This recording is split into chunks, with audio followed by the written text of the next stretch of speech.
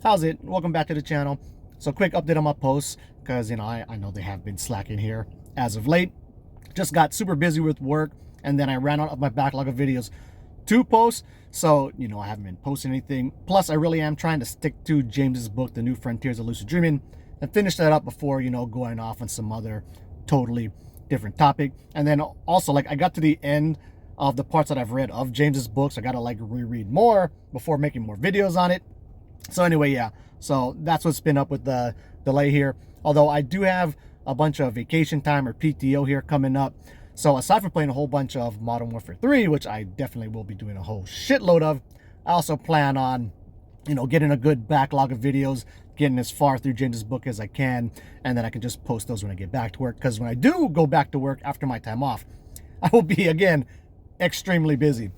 So I really gotta, get a decent chunk done while I'm on break.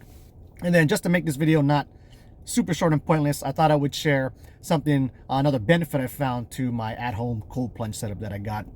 So like last week, toward the end of last week, I started getting sick, and one of the things I hate the most is like when both my nostrils get plugged and I have to breathe out of my mouth. So of course I could do my hold breath technique, which really works great for clearing your nose. You just hold your breath long enough until like you start like uncontrollably gulping. At least that's how it works for me. And once I get to that point, well, I guess first I should say, like, your stomach will start contracting, then eventually you start gulping. Then once I get there, you'd be surprised how fast, man, it just instantly like clears up your nostrils, because your body thinks you're suffocating to death. So aside from that, the cold plunge also does the same thing basically. Now of course, if you are actually kind of sick, it will clear up your nose temporarily, but then like once you're done, hop out the cold plunge, or breathe up for a little while longer after holding your breath, it just plugs right up again. But nonetheless, that was a kind of cool side effect benefit I've noticed to the cold plunge. And then kind of on a similar note, I guess, but last weekend I had a float tank scheduled, so I ended up going to the float tank, but I'm still dealing with a plugged nose. So I'm lying down in there, my nose is plugged, I can't breathe out of it. I gotta breathe out my mouth. I find that super bothersome. So then to get past it, I was doing my heartbeat play dead meditation, which I've covered here on the channel before. But basically, as you inhale, your heart rate speeds up, and as you exhale, especially at the bottom of your exhale, and if you're wearing earplugs, you can really hear your heartbeat and really feel it. So like right at the bottom, preferably in between your heartbeats, you just try to blank off, shut everything down, and play dead. Inhale, let whatever thoughts come to your mind, such as I hate this plugged nose nonsense, but whatever, get back to the bottom, play dead.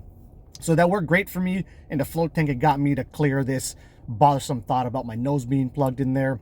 And then also I've been doing the same thing at night as I was going to sleep, and so it was working really great there too. And it's working so good that even now that my nose is finally better and I'm all good now, I've still been sticking to that same technique as I'm drifting off to sleep, and it's been working really good.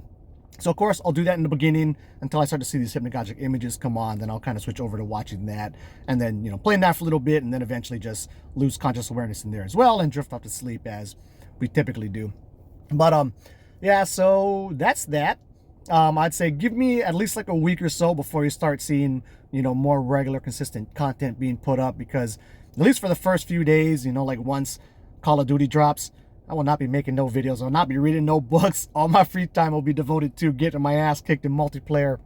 So yeah, give me like a week or so, then the content should start flowing regularly again. But anyway, that's it. Until the next video, keep the lucid dreaming practice legit.